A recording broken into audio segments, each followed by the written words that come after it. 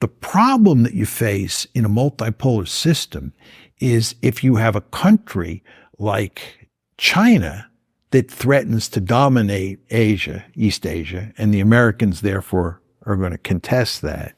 And if, let's assume the Russians were really powerful and they threatened to dominate Europe, then the United States would move in seriously to Europe. Europe would look very different today than it does. It would look more like the Cold War because we would see Russia as a potential hegemon. Just to give you another example, if you're the United States, it's 1940. You're looking at East Asia, Japan, potential hegemon. You're looking at Europe, Nazi Germany, potential hegemon. It's no accident that the United States fights a two-front war, right? We fought in Europe and we fought in the Pacific. We decisively defeated Germany, along with the Soviets, who played the key role. I don't want to lose sight of that fact. But the United States played a key role in defeating Nazi Germany, and we played the dominant role for sure in defeating Imperial Japan. We did not want Imperial Japan to dominate East Asia, and we did not want Germany to dominate Europe. And by the way, the reason we get into World War I in 1917 is it's looking like Germany is going to win World War I, and we come in to prevent that from happening.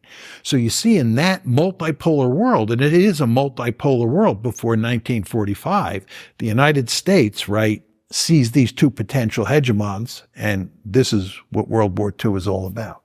It's limited evidence, I would say, right? Because we only have one scenario in the past that you can actually refer to, right? I think that probably is the case. I'd have to search the catacombs in my mind, but at the moment I can't. I mean, we can all follow the argument, obviously. I just think it's interesting because a lot of people look at the BRICS group and they see this alternative system, right? That they're going to build a parallel institutions, that they're going to be a little bit more independent of the West because, as we have discussed, people are quite distrusting of Western institutions, not only outside of the West, but also in the West, right? No question. Yeah, but it's interesting that you say that this multipolarity can be dangerous.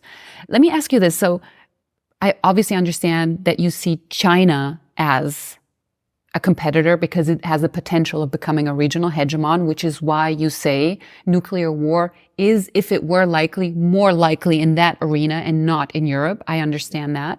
Do you see, is there a possibility of something like bipolarity happening again when we're looking at the West and the global majority or the BRICS state that we're looking at, maybe with China, Russia, and India at the forefront? Is there like a new version of a sort of Cold War that could happen, you know, because there's not just a difference in how they want to de-dollarize and stuff like that, but it's also, they have different values, the way they look at international politics and stuff. It's just, it kind of seems to me that there could be like a Cold War, a new version of that could be appearing in the future.